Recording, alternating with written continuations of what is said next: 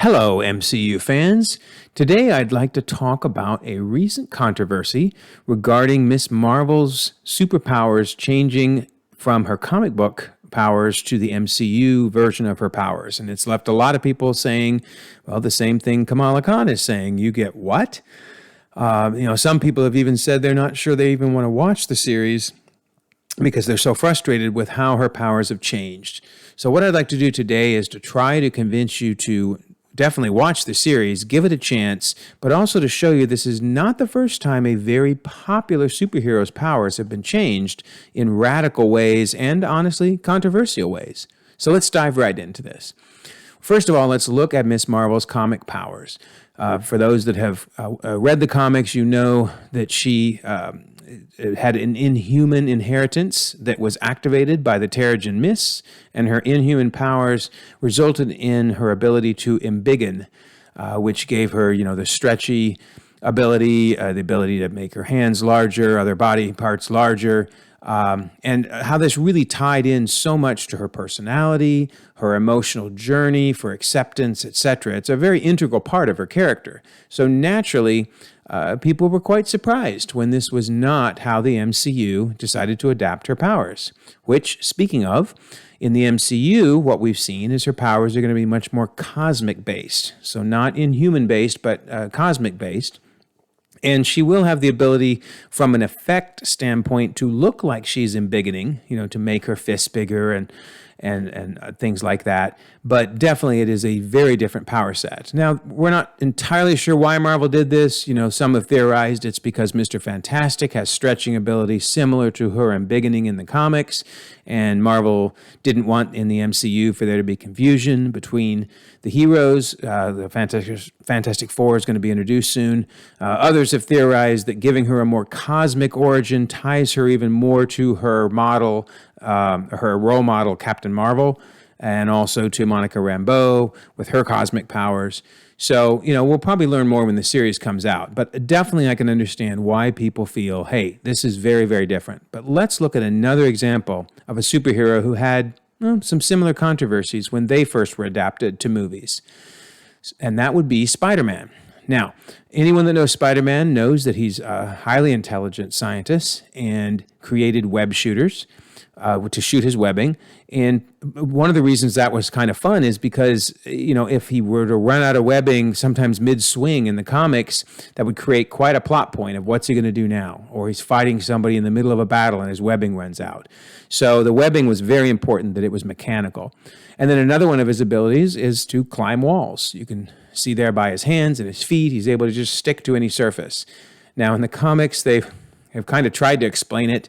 The official handbook of the Marvel Universe states, and I quote, that he is able to enhance the flux of interatomic attractive forces on surfaces he touches, increasing the coefficient of friction between the surface and himself.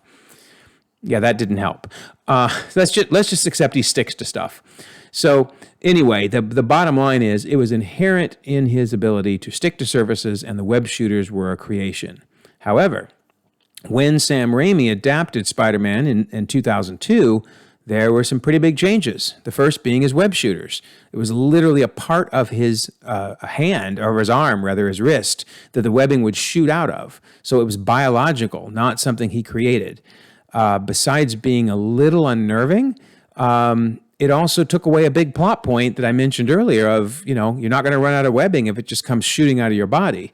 Now, interestingly, in the second Spider-Man movie, they did find a way to shut off his web shooters when he went through an emotional crisis and kind of lost his powers. But that was kind of a backdoor way to get to a plot point that shouldn't have been that complicated. So I can remember being very confused and disappointed with this version of the web shooters. Then on the flip side, his ability to stick to walls, I just can't. I mean, it just looks gross. I get it. The feeling was, well, let's make it as realistic as possible, because several creatures do stick to walls, like geckos, by little, whatever you want to call those. They look like razor blades to me. But I was always creeped out thinking, what if they break off? Would they really support his weight? Do they bleed? Do they grow back? I just had to shut my mind off. But honestly, it was distracting during the movie to see these differences. And every time he would use either his webbing or his spider climbing ability, they would be in the back of my mind.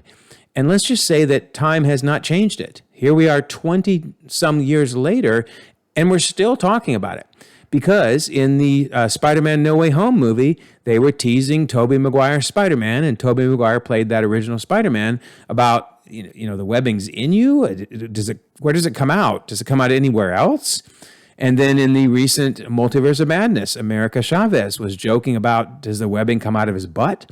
I mean, it's a 20-year-old joke, basically. So believe me, people felt it was very controversial at the time. Now we've come to accept it, and it's just part of the movie.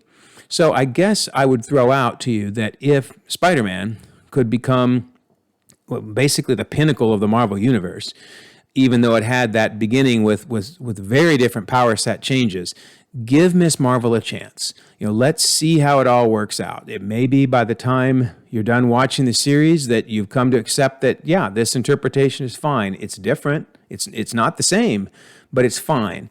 And at least, hopefully, 20 years from now, we won't be making fun of it like we are Spider-Man's webbing. So I hope this has helped give you a little different perspective. I hope you're excited about it. June 8th, Disney Plus, it premieres. Should be really exciting. So like and subscribe if you enjoy this type of content, and I'm sure there'll be more in the future. And continue to enjoy the ever-changing, ever-growing Marvel Cinematic Universe.